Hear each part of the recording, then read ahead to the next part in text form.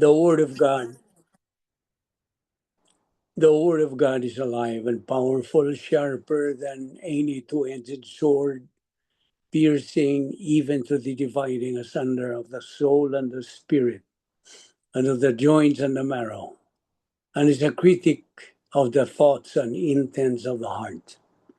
All Scripture is God breathed and is profitable for doctrine, for reproof, for correction, for instruction in righteousness, that the man of God might be mature, thoroughly furnished unto all good works. Study to show thyself approved to God, a workman that needeth not to be ashamed, rightly dividing the word of truth. So at this point, may I ask everyone to bow our heads in prayer. Every head is bowed and our eyes closed. Let us examine ourselves if we have some personal sins in our soul. Sins like mental attitude sins, sins of the tongue, or overt sins. This can only become a barrier to our study. So we have to use now the principle of 1 John 1:9, the rebound technique, confession. We name all our sins directly and privately to God the Father. So after we do that, we'll be back in fellowship with God, back into our execution of the protocol plan of God in our life. So we can take in Bible doctrine once again. Therefore, let us pray.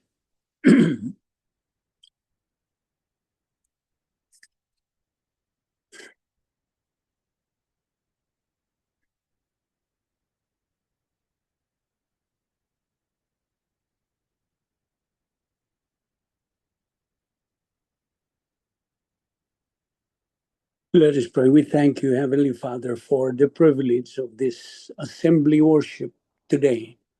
We thank you for the very principle of thanksgiving, the mental attitude which comes from knowing you through your word, and therefore in having appreciation of who and what you are and what thou hast planned. And so, Father, today as we continue assimilating your word through the teaching ministry of God the Holy Spirit, we pray now that the things we're going to examine from your word, may the words of our mouths and the meditation of our hearts be acceptable in thy sight, and that God the Holy Spirit sanctify us to the nourishment of our soul. I pray that you give us the necessary concentration and focus to the doctrines that you are going to teach us today. All this we ask in Christ's name. Amen. 7 things that we have to remember as believers in Christ. God is our Father. Christ is our Savior. Heaven is our eternal home. The Word of God is our guide in life. Every believer in Christ is our family. The good news of salvation, the gospel, is our message. Our destiny is maximum glorification of God. And we know that we have been saved by grace alone, through faith alone, in Christ alone, through the scriptures alone, for the glory of God alone. And we should also remember all the time the benefits and privileges and advantages that we believers do possess at the point of salvation. We were imputed eternal life by God. We were imputed God's perfect righteousness and the Lord Jesus Christ's perfect righteousness, making it a double portion. Hence, we are declared righteous. We were baptized by God the Holy Spirit that put us in union with Christ forever. We are now called believers in Christ. We are called evangelical, biblical, doctrinal Christians, non-denominational believers. Our names can now be found written in the Lamb's book of eternal life that cannot be blotted out anymore. That's in Revelation 20:15. We are now citizens of heaven. And heaven is our eternal home. Hebrews 12:22. God is now our Heavenly Father. We became children of God. John 1:12. But as many as received him, to them gave he power to become the sons of God, even to them that believe on his name. We have been entered into the protocol plan of God. We are now justified, no longer condemned, no longer judged. We became the church, ecclesia in Greek, which means the called out ones.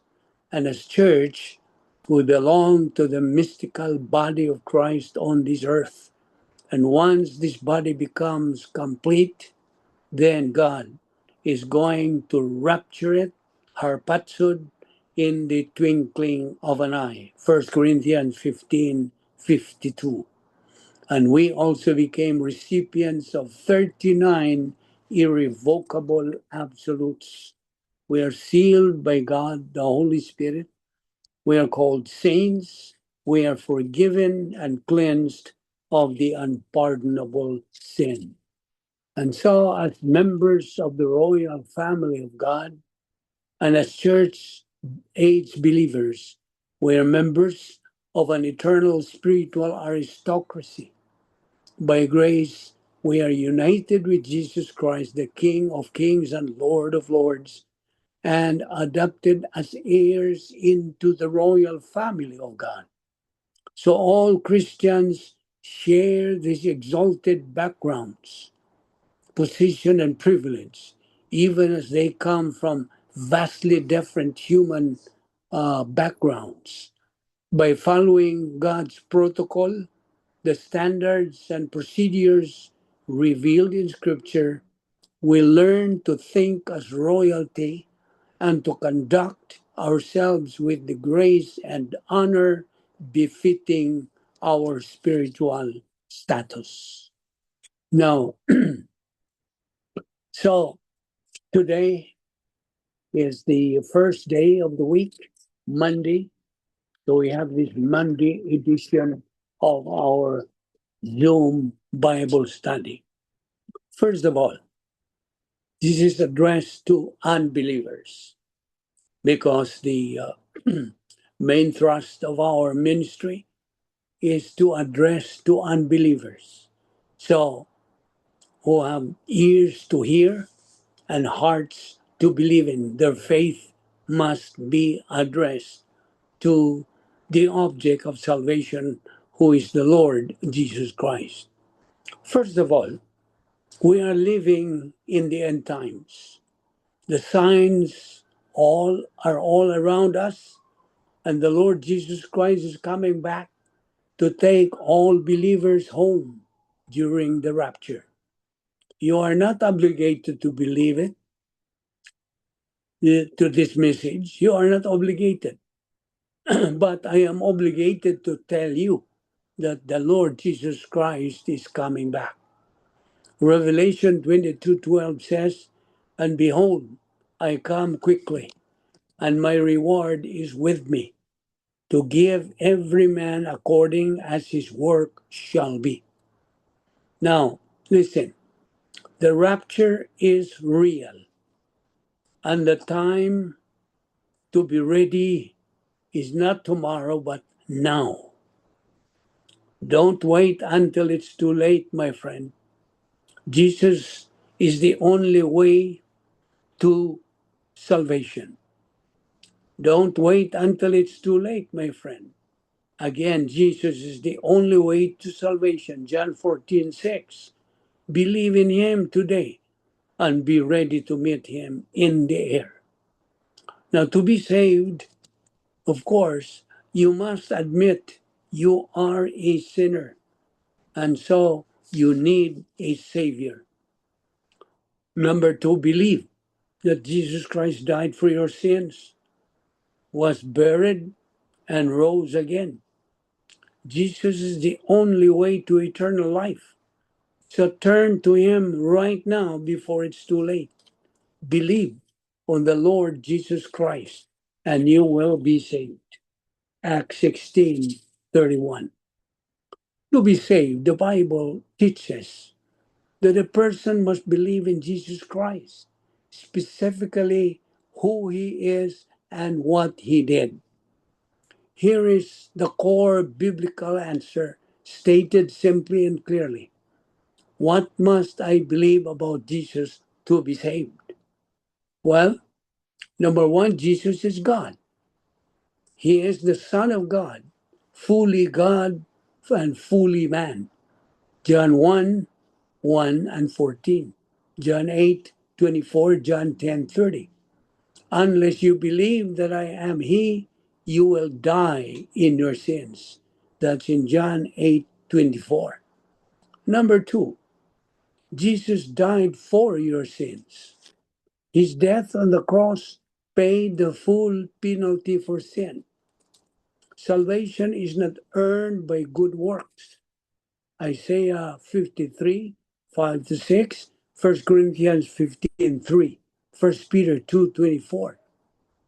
Number three, Jesus rose from the dead. His resurrection proves the payment was accepted, guarantees eternal life to those who believe. 1 Corinthians 15:4, Romans 4:25.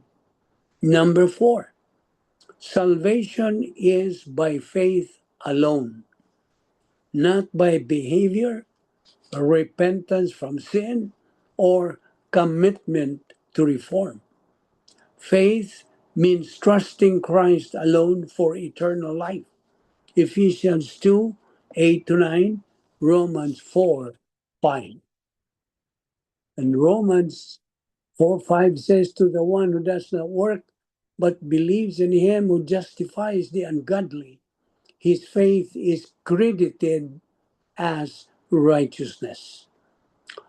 Number five, eternal life is a free gift given at the moment of faith. John 3:16, John 5:24, Titus 3:5.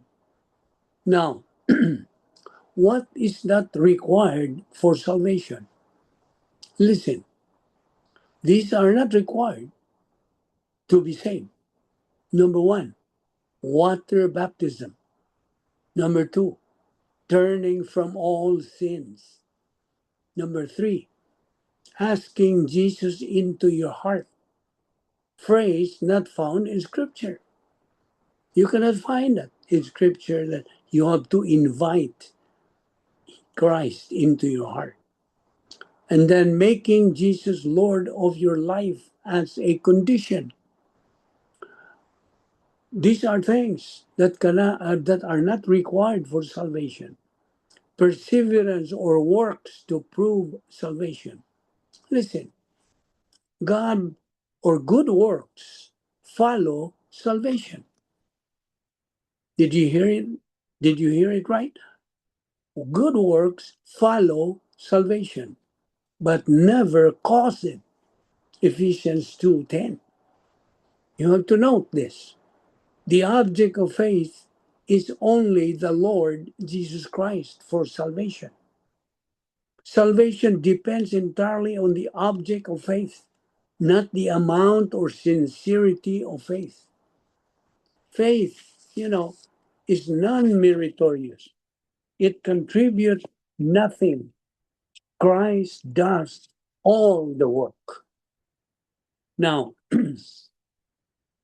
meanwhile, salvation is not built on religion, traditions, sacraments, or good works.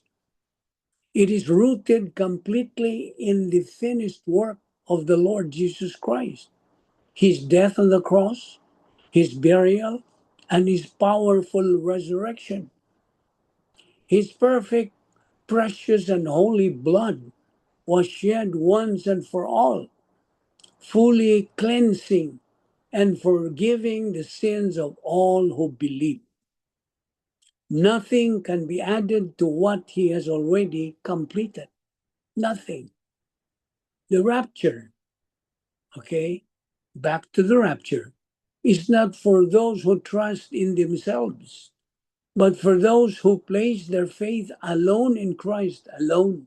His finished work is enough, sufficient, complete. By grace, through faith, we are saved from hell and given eternal life in heaven, confident not in our own efforts, but in Him who paid it all. Faith is confidence in Christ, not confidence in self. Now, the last days, perilous times. What if this was your last chance? Eternity is fixed, time is not. Today still has mercy. So believe the gospel and live. 1 Corinthians 15, 1-4. Believe in Christ as Lord and Savior and live in heaven forever. Or reject Christ as Savior and live in the lake of fire forever. Choose. Believe or burn. Now, hell, as the scripture describes it, okay? Listen, this is the description of hell. Everlasting fire, Matthew 25:41. Eternal punishment, Matthew 25:46. Everlasting destruction, 2 Thessalonians 1:9. Eternal judgment, Hebrews 6:2. Ends in the lake of fire, Revelation 20, verse 15. A place of torment, Luke 16:23. A condemnation, John 5:29. Outer darkness, Matthew 8:12. Fire not quenched, Mark 9:48. Fire and brimstone, Revelation 21:8. This is real. This is final. This is why the gospel matters. But here is the good news. God does not desire that any should perish. That is why the gospel matters. Jesus Christ took our punishment upon himself on the cross. He died, was buried, and rose again, so we would not have to face everlasting destruction. Today is the day of salvation, my friend. Turn from sin.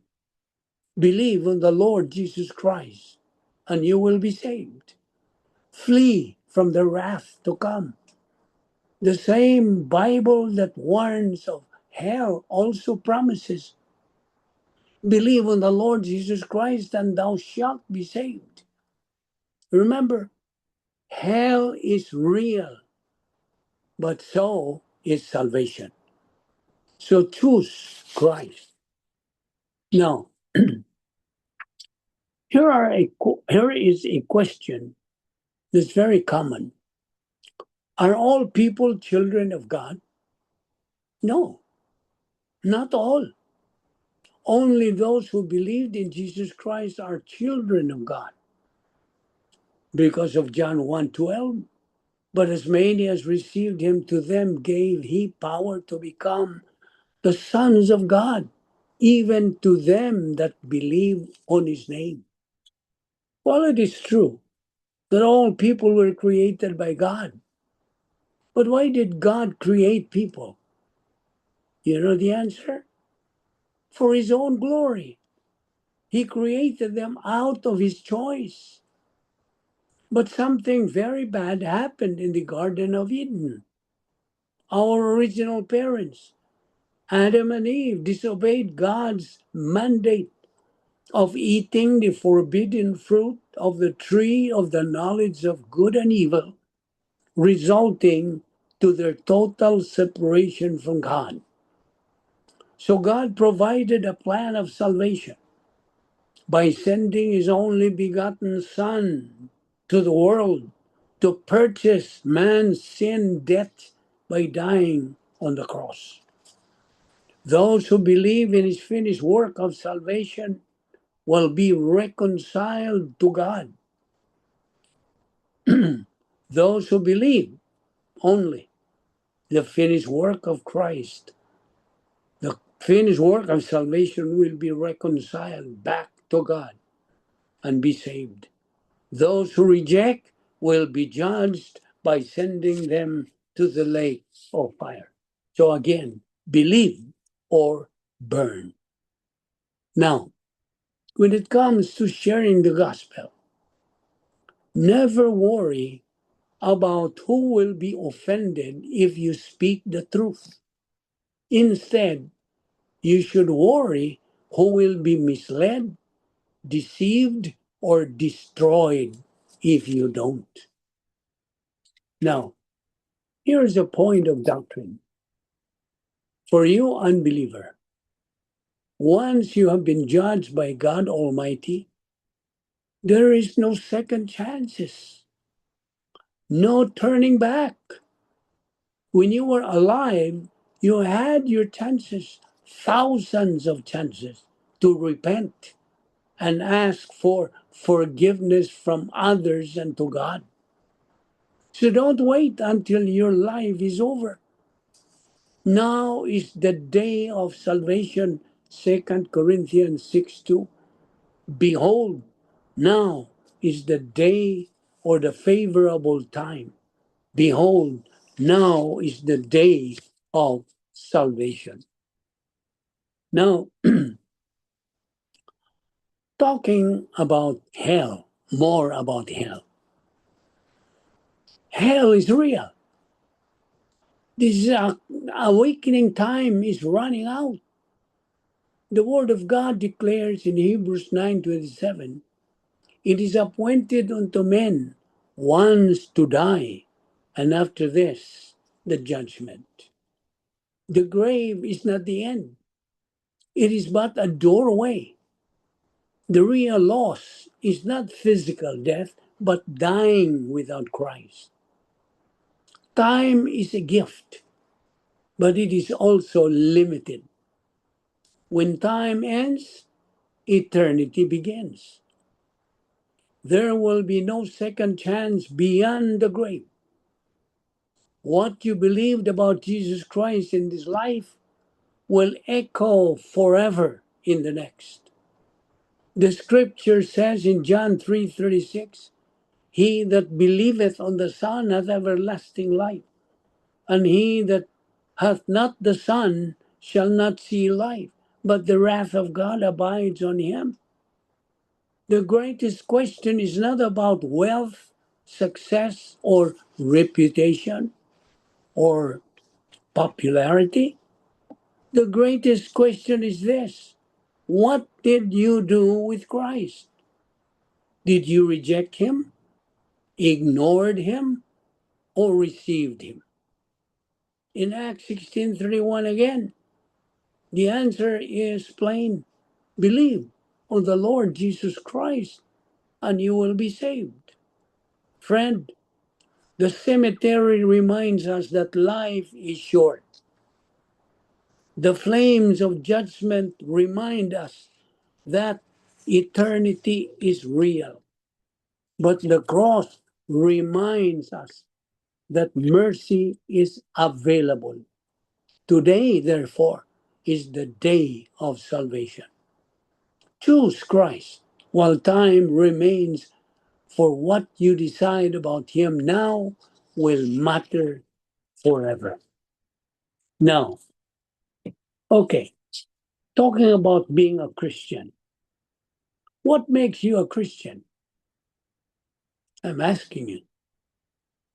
When somebody asks you what it means to be a Christian, can you give the answer? Well, I'm asking you now, what makes you a Christian? If you are being asked, what does to be a Christian mean? Can you give me an answer?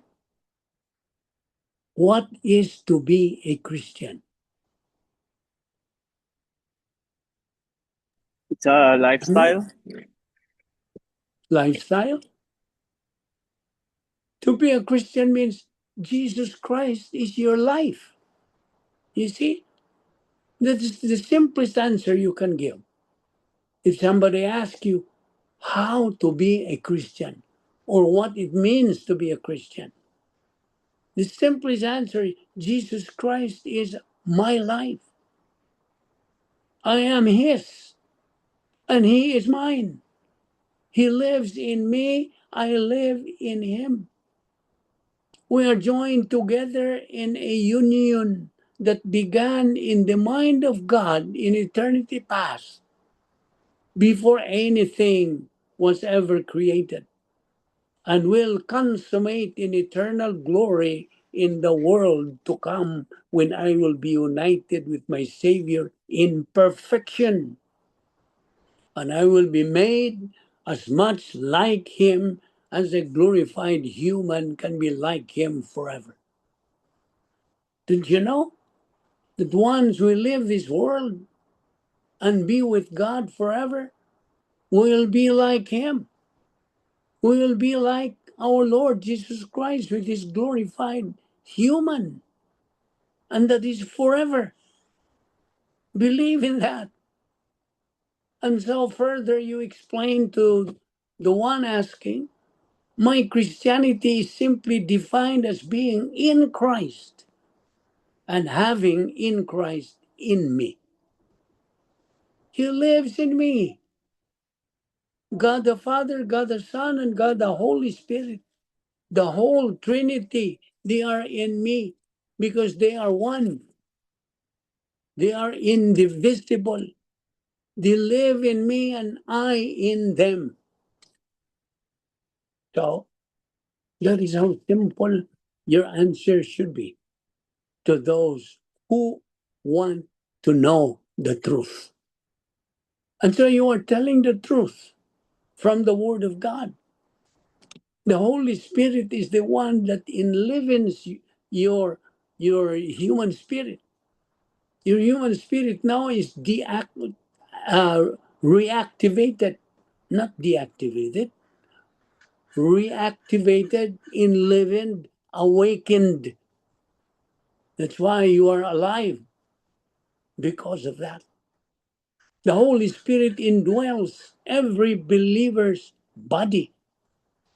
That is when these believers are born into the family of God. We have been born into the royal family of God. Royal. Just imagine that. You are not, you don't belong to an ordinary family. You belong to a royal family of God, the creator of heaven and earth, the Almighty God is our Father. And we are born into God's image. And that which is born of God cannot sin, the Bible says. So I have taken the position for years and nobody's proven me wrong. So when you get saved, there's a whole new nature put into you. Of course, you still have the old sin nature. Of course, we have in the body too. Apostle Paul was anxious to get rid of it.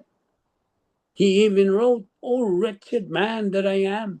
I do not know why I do the things I don't want to do. Instead, I cannot do the things I want to do."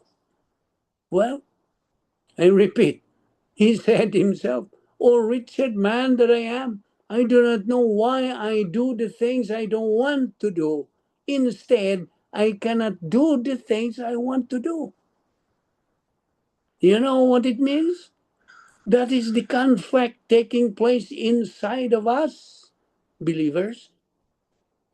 The old sin nature fighting inside of us, fighting against the indwelling Holy Spirit. There, you can see that our volition inside of us is given a choice. to choice. You see, what we allow to rule or control our life, the old nature or the Holy Spirit. We have a choice. It's a matter of choice again. Now, the Bible says if we say yes to the old nature, we become carnal. But if we say yes to the Holy Spirit, we become spiritual. That's it. It's a matter of choice. You know what I mean? The old nature controlling you, that leads to being a loser. But when the Holy Spirit is the one controlling you, it leads to being a winner. You choose. You want to become a winner? That's it. Let the Holy Spirit rule your life. Or the old nature that leads to being a loser. Choose. You have your volition. That's God given. Now, when we talk about further about the Holy Spirit, there are people who still don't understand who the Holy Spirit is. The Holy Spirit is not a ghost. It's not a wind. It's not a fire or a dove. He is often symbolized by those things, but don't minimize him. That ain't who he is. The Holy Spirit is the third person of the Holy Trinity. Not third because he is least in value. The third because he is the last to be revealed to us in the pages of Scripture. But listen, all of the power, all of the glory, all of the authority, all of the grandeur of God the Father is in the person of God the Holy Spirit. So, be controlled by God the Holy Spirit. That is how to execute the protocol plan of God for your life.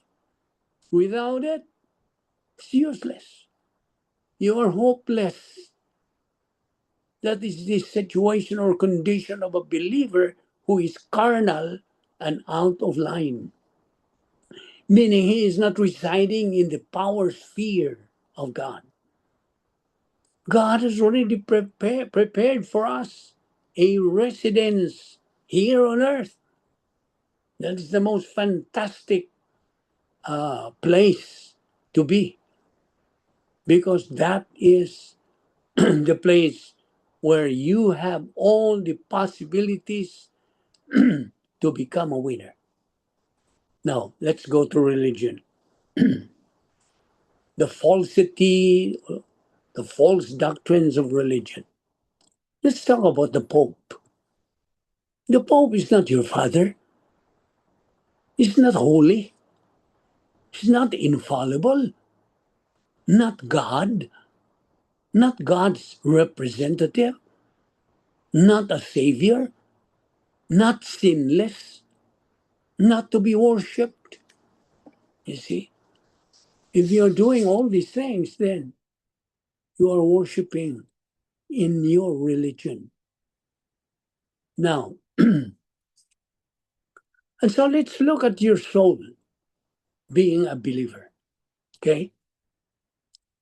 When you die and your body goes to the ground, what happens to your soul?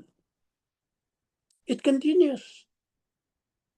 You can live without a body, yes, but there is no life without the soul.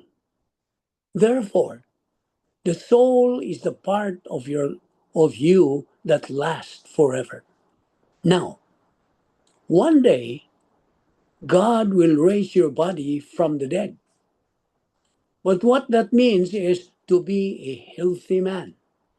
It's not outside in, it's inside out. We start with the soul, and we will get to the body.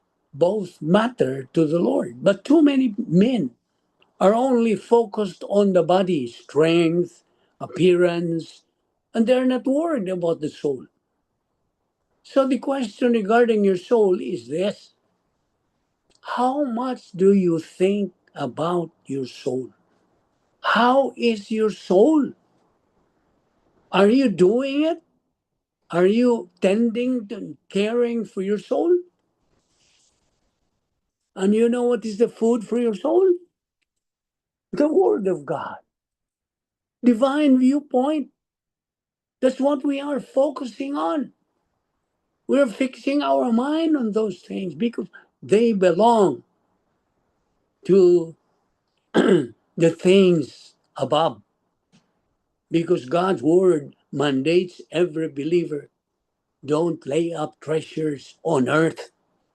Why? Because they are temporal. They will fade. They will go up in flames. But those treasures in heaven are eternal. Those are the things that we should be focusing on for our soul's own good. You see? So while we are here in this planet Earth, okay, we have to experience the joy, the happiness that God has prepared for us. We're supposed to be happy people. You see? Where does that happiness come from? The real happiness, I mean. Not the worldly happiness, no. I mean inner happiness that God has promised to all of us believers. And so my question now is, do you want to experience real joy? If you're looking for joy outside of the Lord Jesus Christ, you're wasting your time. But I'm here to tell you, He is always open for business. Did you hear me right? Our Lord Jesus Christ is open for business. He's always ready for you to come. And if you want joy, a real joy, wonderful joy, you gotta let Jesus come into your heart. Now, of course, I do not mean that you what? Invite him to your heart. Our heart is deceitful above all things. You cannot invite him. You have to come to him in humility. And if you have never done that, I hope you will do that, because all the rest of this is not going to work for you unless you have Jesus in your heart and Jesus lives in you. Now, of course, all of us are going to die, right? God has already fixed our physical death. When, how, everything is there. Now, Adrian Rogers once said, death, we talk about death. Death is only a comma to a Christian, not a period. You see? Those are for unbelievers. If you are an unbeliever, death for you is a period. But for believers, we believers, our death, when will it come? When it will come, is only a comma. The late Billy Graham once said about this, death for a Christian is just a change of address. Yes. From earth, which is temporal, to heaven, which is permanent. That's our permanent address in heaven. And so, therefore, the Holy Spirit plays a big role in our Christian life. Is the Holy Spirit a real person, if you would ask? Of course. The Holy Spirit is a real person in the same sense that God the Father and God the Son are persons. That's in 2 Corinthians 13:14. 1 Peter 1:2. The Holy Spirit is the third member of the Trinity and one in essence with the other two. 2 Corinthians 3:17. Now, numerous scriptures ascribe to him all the attributes of deity. He possesses the 10 attributes. sovereignty, righteousness, justice, love, eternal life, omnipotence, omniscience, omnipresence, immutability, and veracity. These are the 10 attributes of God. You should know, and you should learn that by heart, and it should become second nature to you if you are a believer. The Holy Spirit is not merely a divine attribute of God. No attribute would be spoken of by the personal pronouns like he, him, and his, nor could an attribute guide you in all the truth, John 16:13-15, or restore and give life. So, another question, is the Holy Spirit deity? Of course, the Holy Spirit is deity. He is God. Those who reject the concept of the Trinity always seek to reduce the Holy Spirit to nothing more than an influence. You see, just as they try to lower the Son to mere man. The incorporeality of the Spirit does not make him any less a personality than it does the Father, who is equally invisible. Now, another question. What is the present ministry of the Holy Spirit to the unbeliever? To you, unbeliever. The answer? The present ministry of the Holy Spirit that makes the non meritorious faith of an unbeliever effective for eternal salvation is called efficacious grace. That's the term. Without this work of the Holy Spirit in converting the unbeliever, volition alone could never result in eternal life. When the unbeliever hears the gospel, he is spiritually dead. When he believes in Jesus Christ, he exhibits the faith of a spiritually dead person. Now, how can a dead man bring himself to life? What good is the faith of a spiritually dead person? The unbeliever is totally helpless to attain eternal salvation by or in his spiritually dead state. So God, the Holy Spirit, in his matchless grace, comes to the rescue of the positive unbeliever.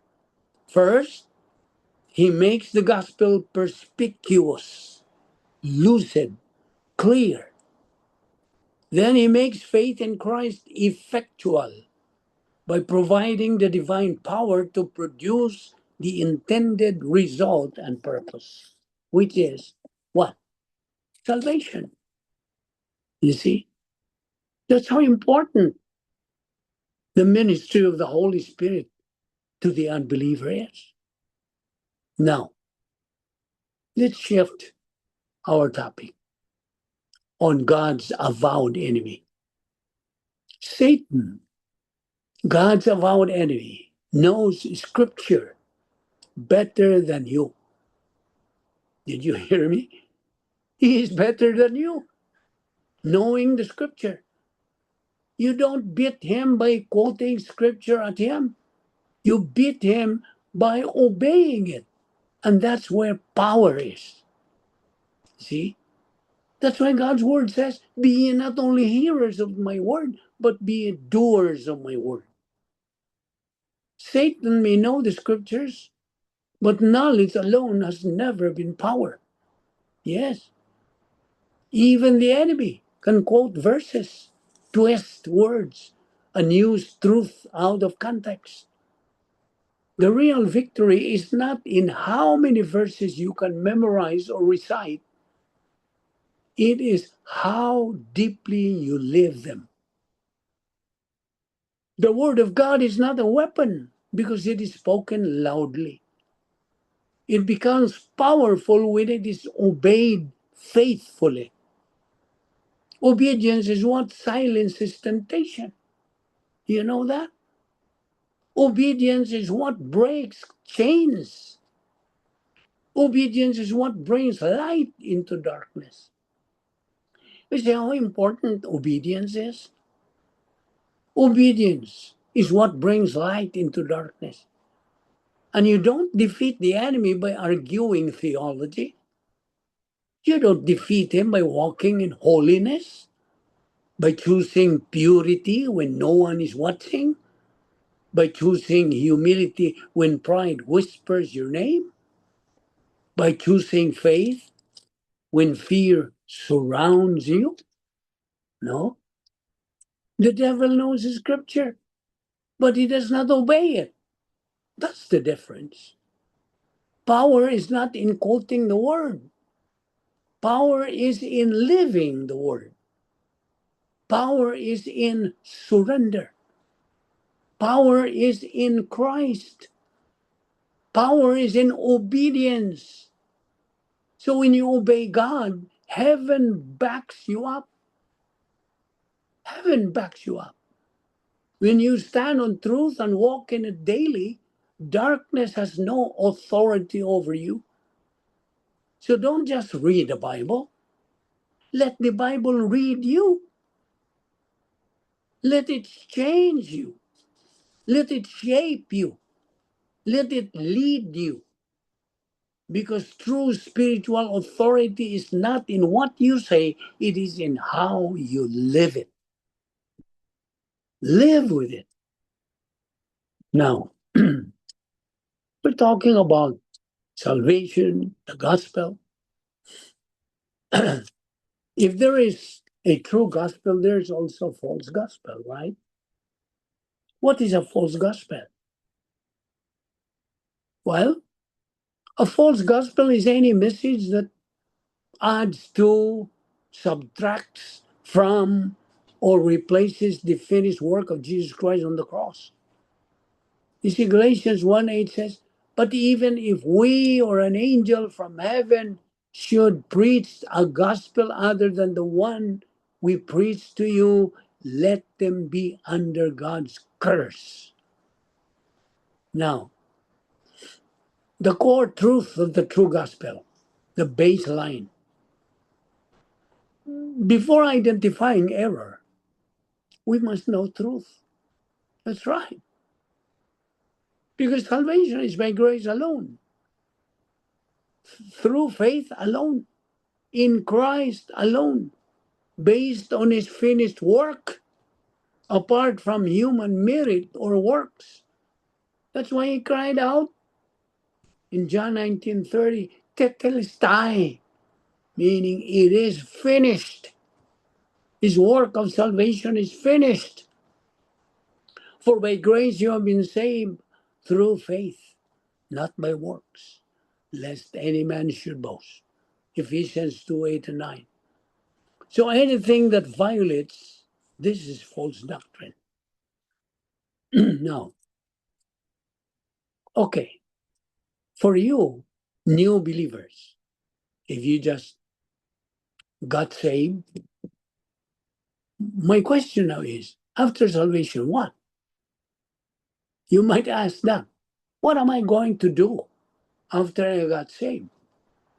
After salvation, what? That's a big question mark.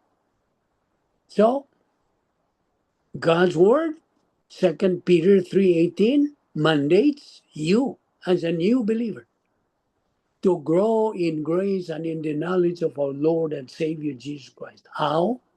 By doing what we're doing. Studying God's word on a regular basis, on a daily basis. Prioritize it as your number one in your life, because you are now united with the King of Kings and Lord of Lords, the Lord Jesus Christ. And that union, you are now united with him, that union is forever. No one can pluck you out from the hand of God. No one can break that. That's unbreakable, guaranteed, ironclad guarantee of God. When God promises a thing, that promise is always guaranteed. After salvation, what? Then Jesus said to them, to the Jews who believed in him, if ye continue in my word, you are my disciples indeed. Continue.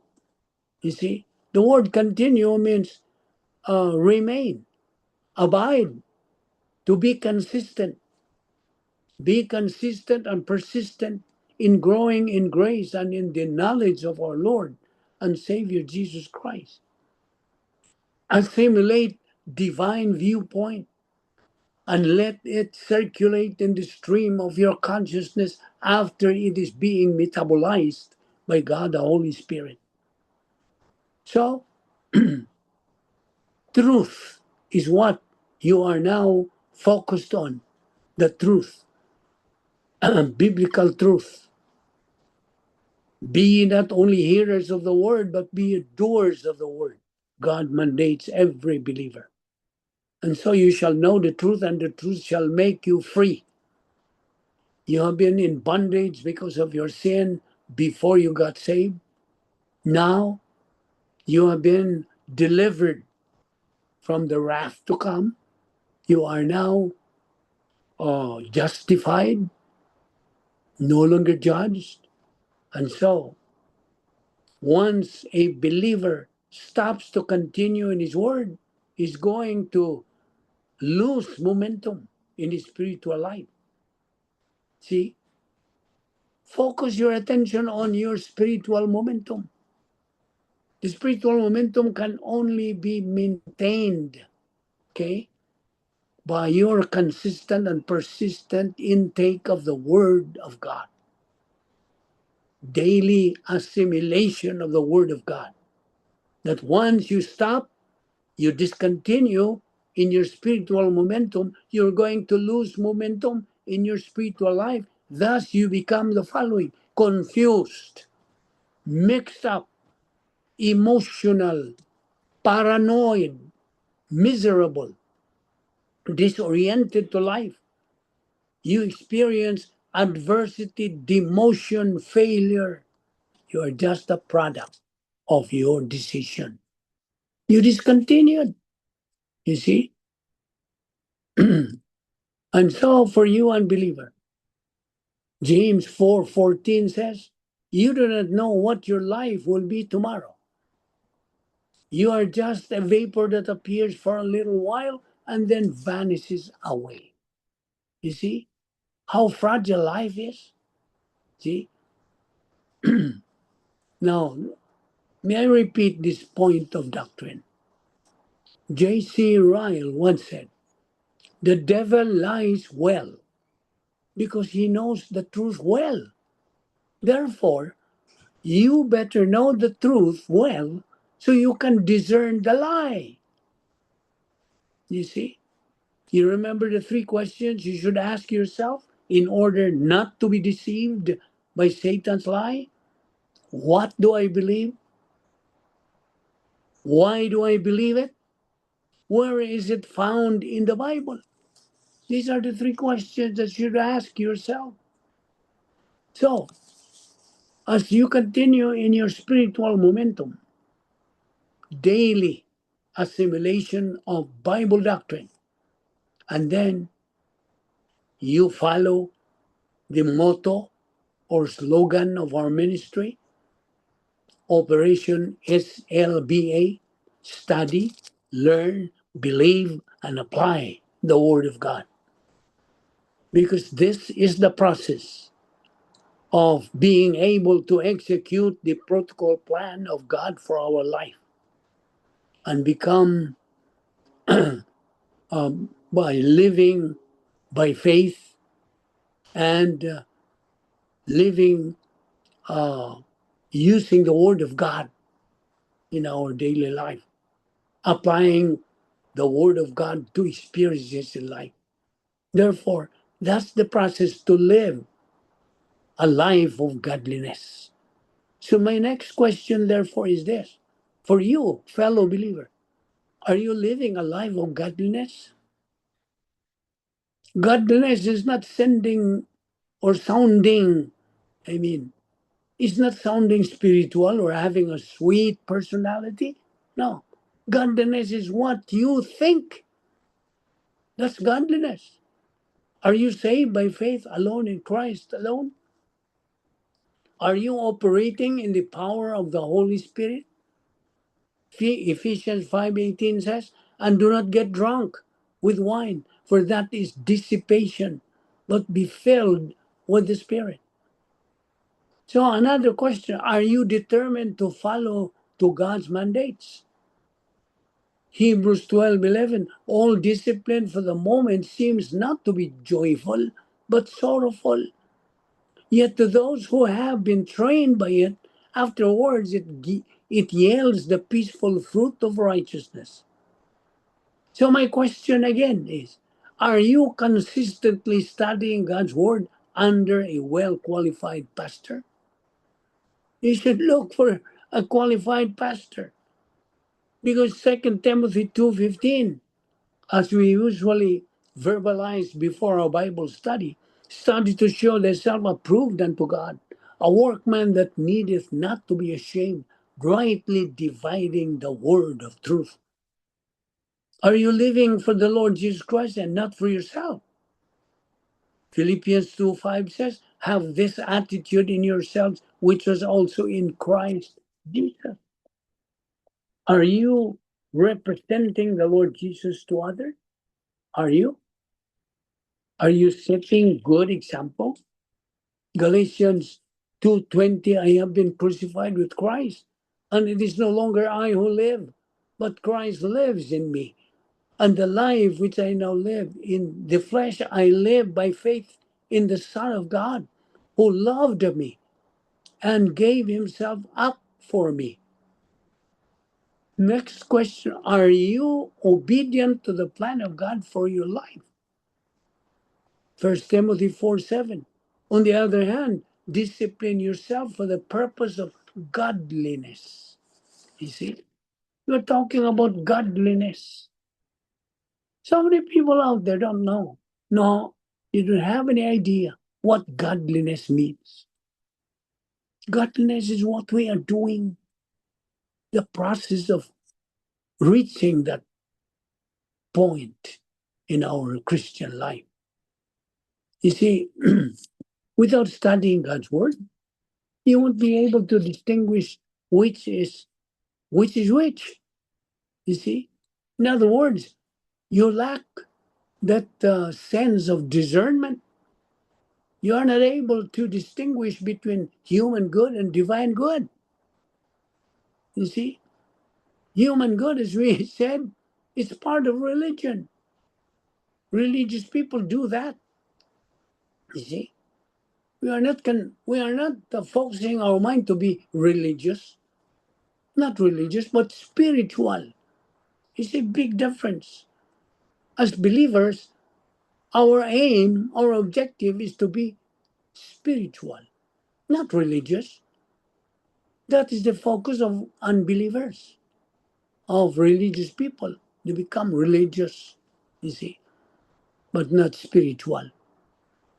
Human good, distinguish human good from divine good. And you know, the simplest definition of human good is anything and everything a believer does outside the plan of God is divine good, human good. But divine good is anything and everything a believer does inside the plan of God. So, human good done by religious people is rejected by God. Whereas divine good, which is grace, is produced by the Spirit in the believer. See? It's not the believer producing, it's God the Holy Spirit producing for him through his life. See? As you know, Christianity is not a set of ceremonies, it's not a system of works, it's not a means to impress God. That's Christianity is a divine plan based on grace. A person, the Lord Jesus Christ, a relationship through faith, eternal life given the moment of belief, living the spiritual life through the filling of the Holy Spirit.